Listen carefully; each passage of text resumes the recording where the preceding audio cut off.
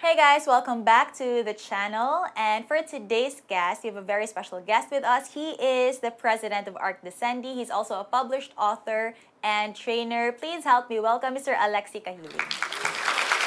Hi, and thank you, Alex, for having me here. Hi, Sir Alexey. How are you? Oh, I'm good, better than good, actually. How's business so far? And how have you been doing business, like during the pandemic? Okay, well, business now is picking up because, well, people are already able to meet up and even do face-to-face trainings.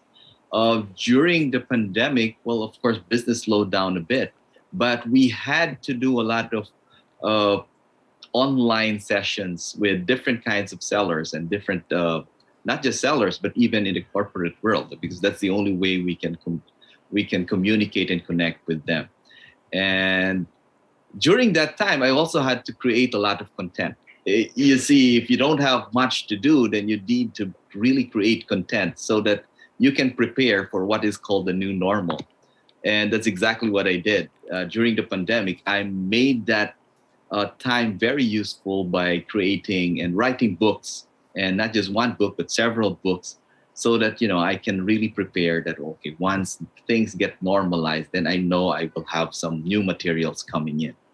Wow, that's amazing. So, how many books were you able to write during the pandemic? Oh, during the pandemic, I think I was able to write. Well, I was able to print one book, The Effective Seller, and then we had several published books which we sold online, which was about, I think, around four books. That is Wow, just online. Yeah. congratulations. Thank And you, thank you. That congratulations is on good. your book, on all your books. And thank you for the copy that you sent of The Effective Seller. So parang kalahati yan ang yung na-read ko. I am on track. I am on track to finishing it. Okay, good. So you know what I liked about your book talking about the effective seller is Mhm. yung first part yung intro, yung buying motivations. Because Right. I could relate parang okay, I'm this one, I'm avoid hassle.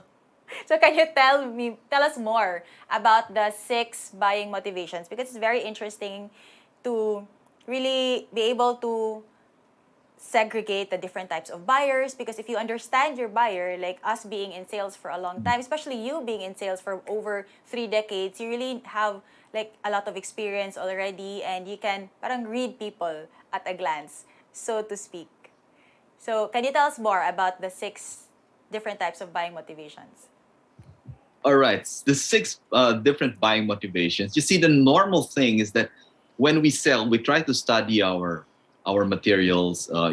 We get trained by our colleagues in how to sell the product and then present the product. And so we have this notion that whatever it is that we present, these are logical things. And when we present this, there's simply no way that a customer will say no to whatever it is that we're presenting, correct? Because we assume that whatever it is that we present is the best thing. This is the lowest price. This is the best looking apartment. This is the best view. This is whatever it is that you have. But then we forget about the customer. We focus on the product and we focus on the presentation, and we forget that the most important thing in that or the person in that conversation is your customer, not even you. And so because we forget about that, we don't look at how they We look. don't study the We customer. don't precisely. We don't study the customer. We forget that majority of the time we ourselves are customers and not sellers. I mean, you if you look at the time that you spend selling and buying, you would understand. I mean, majority of the time you're a buyer, you're a consumer, and that's when you try to understand. Okay, so why do I buy what I buy? Why do I purchase what I purchase? Do you always purchase using logical decision making? Or do you purchase something based on emotion, based on whim, or based on something else? And that's where the six buying motivations came up.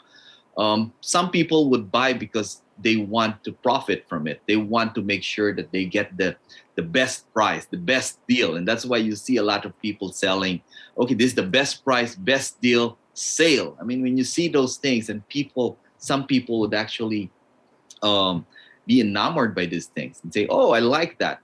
Because some people would look for that, the best price, the best deal. And yet, you know that some people would not buy because the price is low.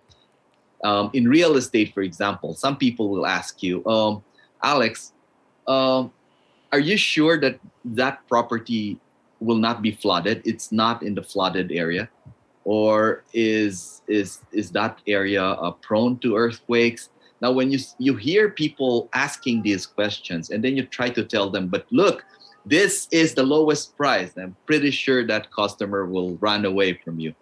You see, then because one person has a gain motivation, which means they want the best price. The other person has the fear of loss motivation, which means they will buy from you not to gain from it. I mean, not to get the best price, but they will buy from you to make sure that they will not lose. They want to make sure They won't miss out. they won't miss out, or they will not lose, or they will not lose money, or they will not put their investments in danger. So some people would do that. Others would buy because they simply love the place. And it's not the price, it's not other things, but when they come to the place, they say, oh, Alex, this looks great. I love this place. Now, when you hear these things, you know exactly, okay, price is not an issue. This person loves pleasure, so they will buy because of pleasure. So you don't show them the price list, you don't show them just the quality of the price of the product. You show them the best things that they can enjoy in the place, like the pool area, the huge room, the veranda, whatever it is that looks nice and feels great. And others would simply want to make sure that, like you said, you just want to avoid hassle. So you want things easy. You want things, Fast. you want things fast. You don't want a lot of process into it. And so once you realize that, then you let go of the other presentation, just move on to closing. So Yes, once you that's know my this, buying motivation. yeah, precisely. And you see, when you're with people and people would try to talk to you a lot about features and benefits, then you get tired of it and your patience runs thin. And sometimes you walk away, correct? And because you wanted, okay, what's so how much? How do I get it?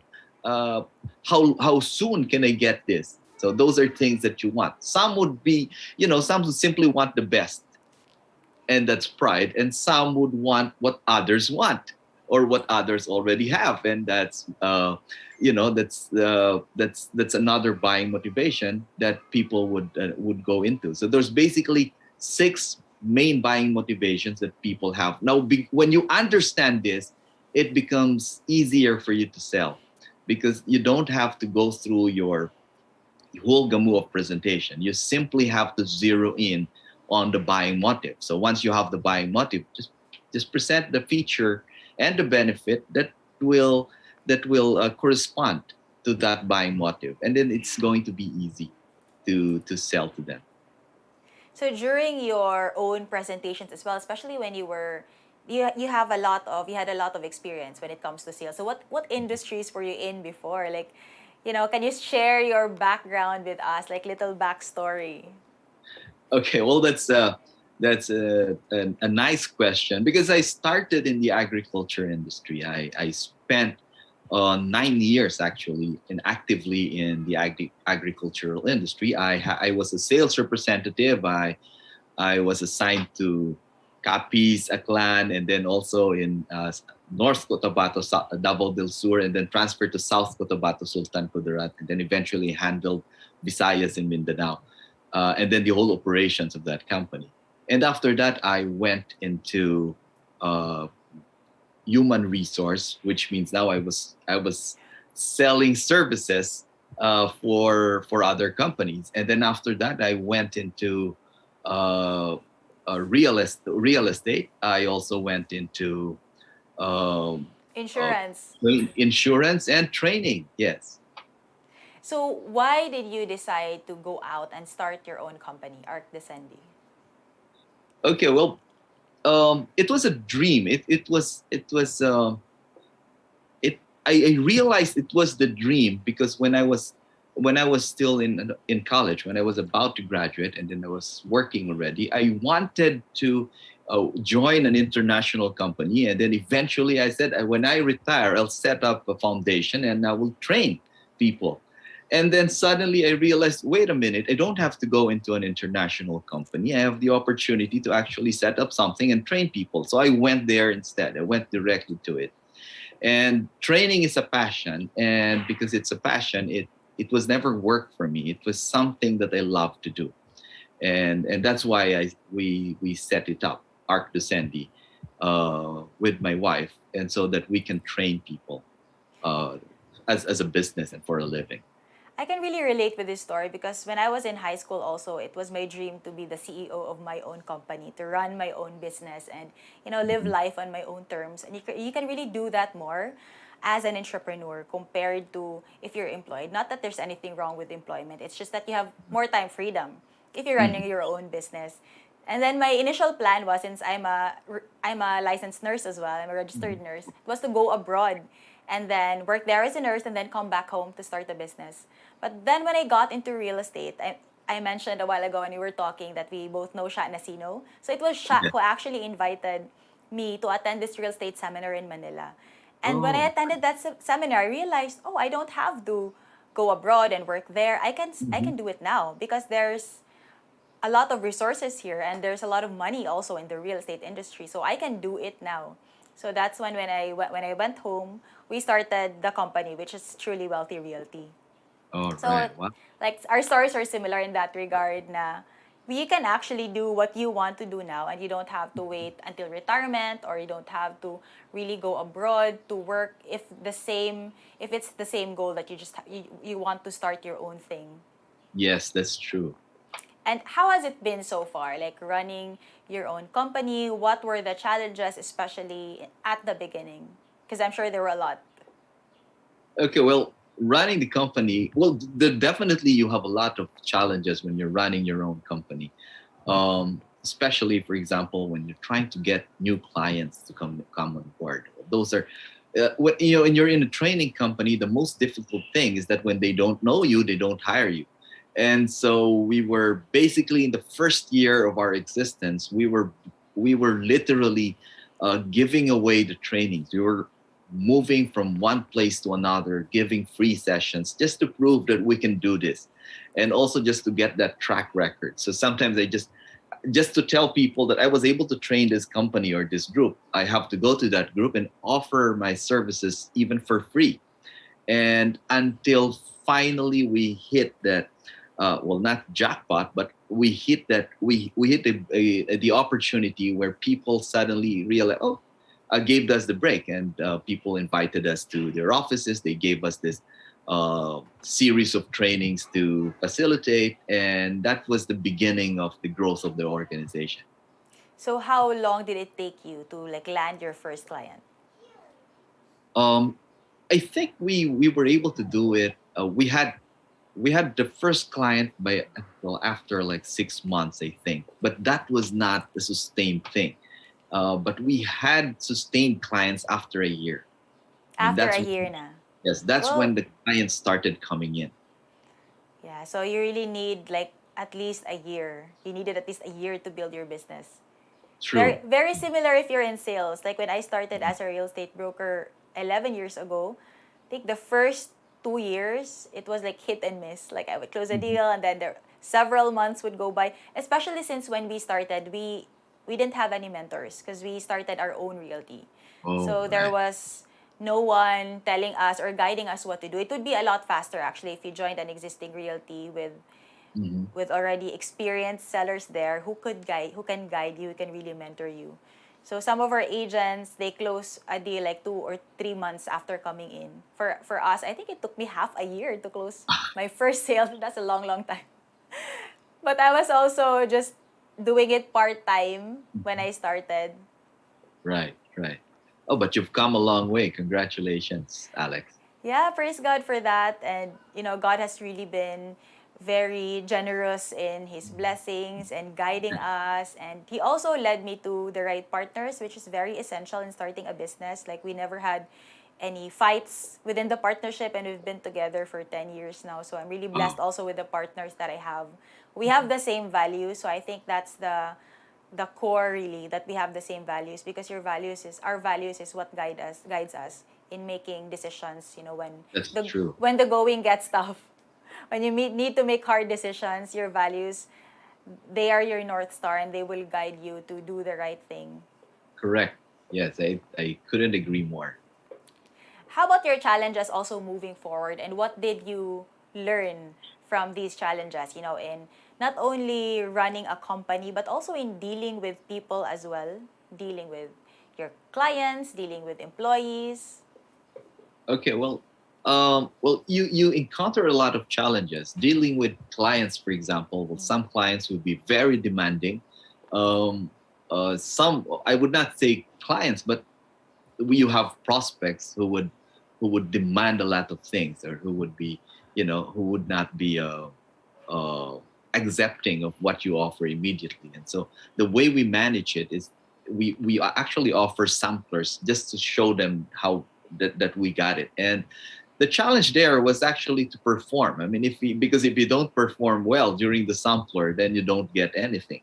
And so that's always the challenge, to always put yourself out there, and you always have to get out of your comfort zone. And this is what I learned through the years. I mean, we're going 10 years with Arc Docendi, and what I learned is that you always have to move outside your comfort zone.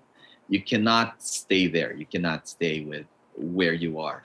In terms of people and dealing with your own team, of course, it's always difficult because you deal with different types of people, and also you have to train them so that when they face the crowd, they have to represent the organization and not just themselves. And but the most challenge that I found was that, because we're a training company, they have to create a lot of content, a lot of materials for training.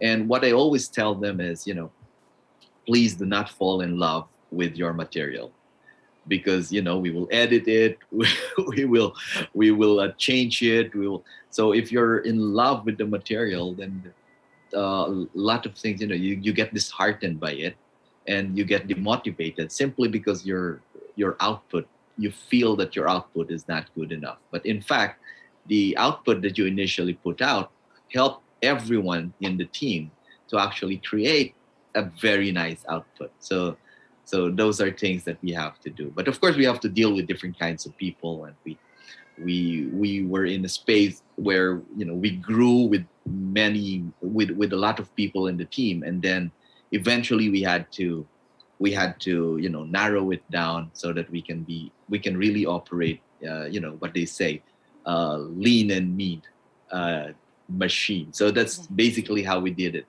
especially during the pandemic. That was I would say that was the most difficult part of the journey, the 2 years that we got into, because then you have to be creative, you have to think of your people, also you have to make sacrifices in order for everyone to move on. So how many people do you have on your team? Right now, there's only 3 people in the team. The rest are outsourced. The rest are on call, rather. So if we have a pool of on call coaches, so if a certain topic is called for, then we get that on call coach to help us out. And also, if we need a larger team to help us facilitate, then we would get our on call team also on board to help us out. Yeah, I think it's a more efficient way and cost Right. effective way of doing things. Like you get True. people as you need them. True. But then you True. also have your parang core people to do the Right. daily things that need to be done. True. You always need a core team, an inner circle in your team. Yes, I agree. So, what are the available uh, courses or trainings that you offer? All right. The available trainings and courses that we offer, were first and foremost, we have what we call the Effective Seller Workshop, which is an intensive program. So we do this for online. We have an online workshop for this, but we do this for 9 sessions. That was what I attended, right? With A Brown. Uh, yes, you attended that one, but that was not the online version. That was That the was the live, face-to-face yeah. version. Yes, the live version is done for 3 full days. Yeah, I was So able to attend that one a few years ago. that's true. When we did it with A Brown Academy, and That's one program. We also do a group selling program, which means we teach people how to sell in a group situation, wherein you have a lot of audience or you are speaking before a lot of audience. We also do team connection. So it's not just team building. We try to connect the team. So we call it team connection, and we have a lot of sales leadership programs. So why do we call it sales leadership? Because it's not just about we're not just training people in sales. We're not just training leaders. We're training leaders who are in sales, and that's why we call them sales leadership, because it's really different. I mean, it's the program for leadership is different for corporates, and it's different for real estate people or insurance people or any others who are engaged in sales. And so far, what's the like best selling program you would say out of all your programs, like the crowd favorite? The crowd favorite is actually the effective seller course, and another crowd favorite, which was, well, not today yet because during the pandemic it was not so effective doing it, but before the pandemic, the course we call Beyond Words: Understanding Gestures and Body Language. So what's that course about? Oh, that course is all about, well, by the title How to itself, read people. how to read people, yes, by gestures and body language, and um, what is the buying signal, the gestures that indicates buying signal, the gestures that indicates a no, how do you change a no to a yes, and all these things. Interesting, very interesting program. Very interesting. I think also one of the reasons why the effective seller is a crowd favorite is because sales is the lifeblood of any industry. It's the Yes, lifeblood of any business. Like if you are a good seller, then your business will really thrive no matter what that business may be. I agree. So coming back to your book, The Effective Seller, what prompted you to write it? Okay, there's this author that caught my attention when she said this. Toni Morrison actually said this: if you want to read something and you can't find it, you write the book. And so that's exactly what I did. And because I haven't found a book that would tell it as it is. I mean, I have a lot of books. I mean, in my background, there are a lot of books, and they tell you the fundamentals of selling, and yet not in the experience that that especially Filipinos would appreciate. And so I wrote it as it is. Also because I wanted to share what I have. That's the one of the purposes that we have is, we are given talents by God, and so we have to share what we know. One person once asked me, why are you writing a book? You're giving away what you know. People hire you because of what you know, and you're giving it away. But it really doesn't matter. I mean, we have different markets, and we have different areas of influence, and at the same time, I cannot keep that knowledge with me for a long time. Eventually, I will pass on. And so you want this skill to be, you want others to learn these skills as well. Yeah, you have what they call the abundance mindset. Now there's more than enough for everyone. And Mhm. as they say, like like the one quote that comes to mind is your candle does not lose its light when it lights up another. So when you Yes, share what you know, you're only adding more value for people. It's not something that's being taken away from you, but it's you adding value to other people. And yeah, I feel the same way. Like especially that's why I have a vlog and I share what I know about real estate. And I'm right. also launching a course this weekend about YouTube marketing because even if I teach these things to other sellers, to other real estate agents and brokers, it won't be something that's like taken away from me. Hmm. So it's only gonna like you, I want to also help people in the way that I know how. Right, right. Yeah. Okay, It, so it what feels are good, yeah. actually. Yes, yes, I yes. you were saying I said it feels good to always share what you know, and to know that what you share is actually helping people. yes. Because we are given like a different burden in this world. That you can't carry all the burdens in the world yourself. So like there's one thing that's given by God for you to bear, and for in sales, that's what God has given you to bear. Like He wants you to share your knowledge, and that's how He wants you to help people. Mm. True. Okay, so my last question is, what are the top three characteristics every effective seller should have? Wow. Top three characteristics that every seller should have. Well, the first one I would say is that that seller, the effective seller, must have or must know exactly his or her deepest why.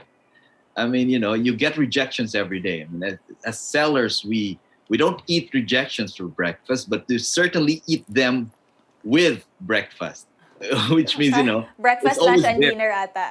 right? So it's always there, and you will never run out of rejections in selling and in life, and so it's always there. And even the best salesperson would always receive rejections. But if you don't know what your deepest why is, then upon receiving even a simple rejection, the simplest rejection, you'll run away from this field. And so if you want to succeed, you have to find your deepest why. Why do you do what you do? Why do you endure all of this? Because as one author once said, if you know your deepest why, you can endure anyhow. And so that's exactly how it is. The second, would be, you always have to move outside your comfort zone.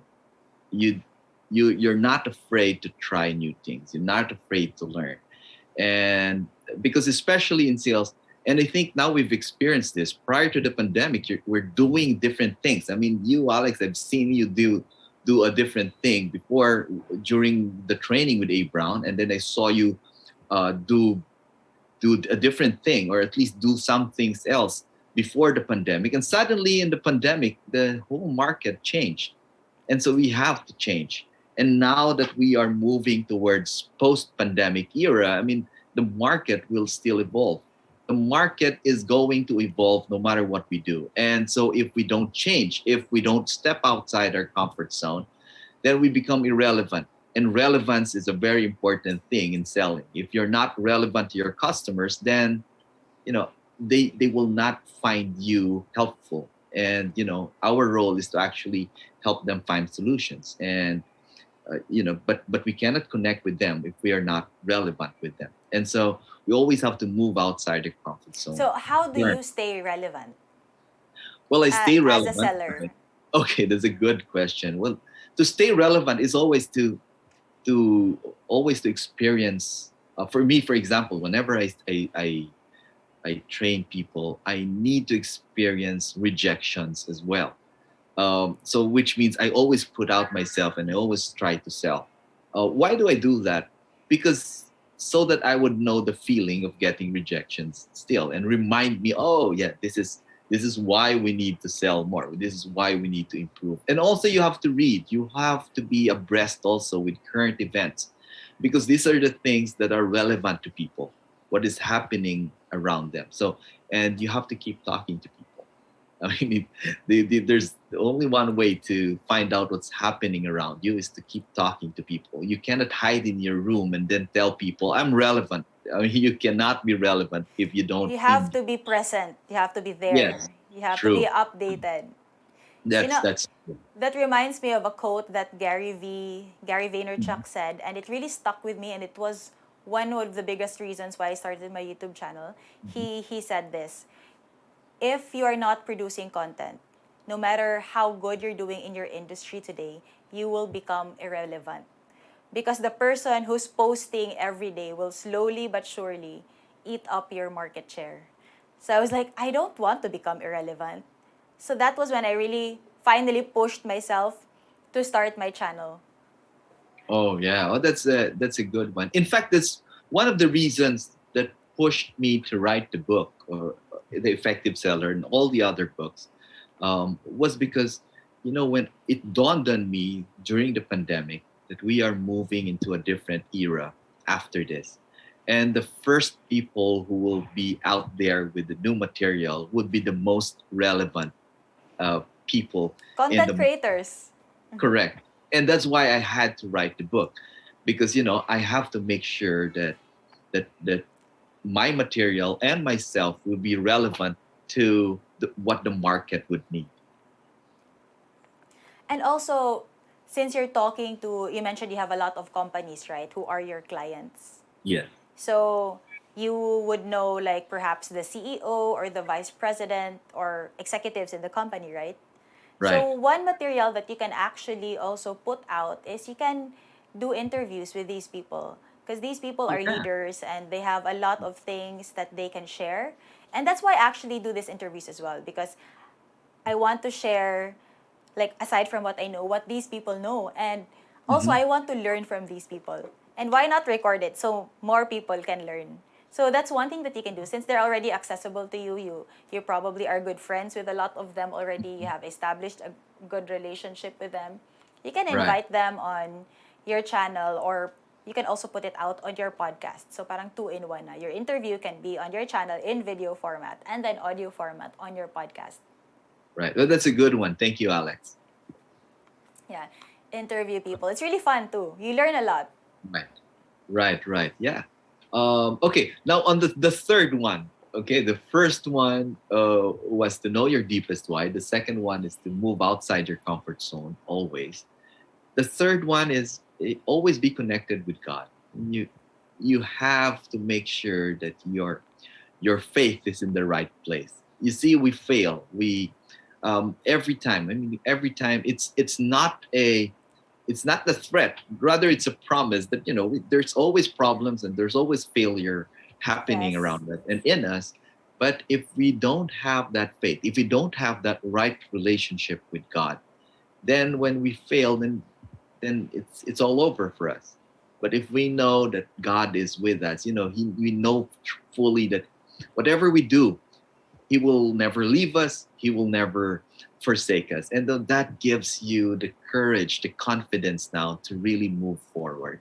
And so, and for me, that is a very important thing for to be an effective seller, because you see, if you are connected, you have this right relationship with God, even your character is in the right place, and so you become trusted by people, and it becomes easy for you to actually deal with a lot of other people as well. So those are my three things, Lex. Yeah, very well said. And also, it becomes easier for you to make decisions because you've already Mhm. drawn the line in advance. Like you True. already know, since you already have a relationship with God, you already Mhm. know which boundaries you should not cross, and what Right. things are ethical, what's the right thing to do. So it's very clear to you what right from wrong is. So you won't have to waver na, because it's very clear, okay, this is the right thing to do. Even if I don't want to do it, I need to. Right. Right. So you will always have the standard, and the standard is always high if you are in this position. True. Yeah, draw the line in advance. And also, as you grow, as we grow in our career, as more we get to serve more people and help more people, and as more people get to know us, we have like the bigger and bigger responsibility na to conduct ourselves well, because other people are already looking at us. We might become already the role models of some people. So we have a huge responsibility already on our shoulders to always be True. True. intentional in doing the right thing, and to be a good role model to others, to like be the salt and light in this crazy world. True. Amen to that, Alex. Okay, so for those who want to reach you, how can they contact you? Like, what are your social media handles, your websites, and anything?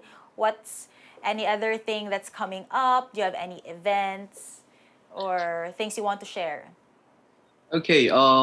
For those who would like to, if you want a copy of this one, this is the Effective Seller book. You can contact me. It's easier to contact me via Messenger. Uh, my Facebook name would be Alexey Cahilig. That's my full name, and you can message me there, or you can message me through my email, alexey.cahilig@gmail.com.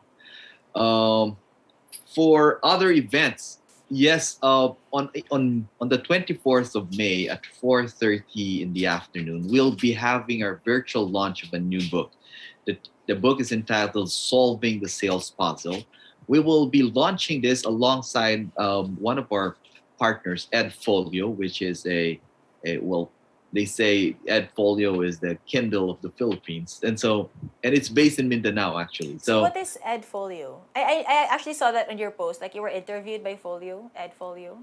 right. Well, Edfolio is a company that it's an infrastructure for ebooks actually, and so you can purchase ebooks from Edfolio, and some of my ebooks are already there as well. Wow, Right. congrats. I used to have a Kindle. Do you use Kindle? Or No, like and an ebook reader? actually, I seldom read ebooks before until pandemic came in, and so but because as you can see, I love books, and so I keep reading actually hard books. So but right now, yes, I and that caused my eye actually to Yes, to me swerve it. too. Parang when I had a Kindle before, but now it got broken already, so I can't use it anymore. But when it was new, I Mhm. would read like I would spend the entire day reading books on my Kindle. So after 1 week, I got like a huge headache because of that. Good. So because my eyes are already I'm nearsighted, so I wear contacts and or All glasses. right. So now I consume content through audio or video na. I So when see. the pandemic started, I started listening to podcasts.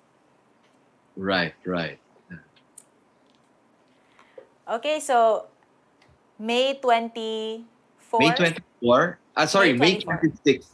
May Sorry, 26, correction. Yeah, May 26. I always make that mistake. I don't know why, but May 26, May 4 26. 4:30 p.m.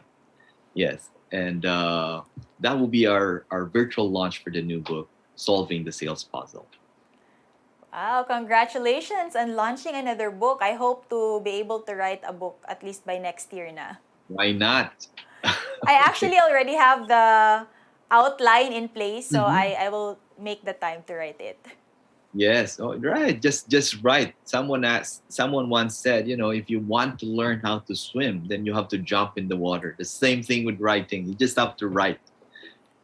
Yeah, this has been a long time coming because yung outline ko, 2015 pa yun natapos. But I revisited it last year and I was like, oh, this is actually a decent outline. I can actually make a book out of it. So I should write it na. Yeah, go for it. Go for it. Okay, so thank you so much, Sir Alexey, for your time. Really had a fun time chatting with you and learning new things from you about this entire sales process, leadership, and sales in general. So I also hope our viewers had a fun time listening in and watching this video. And I'll see you again, guys, in the next video. All right. Thanks, Okay na. Alex. God bless you. Bye-bye. Bye. Bye-bye.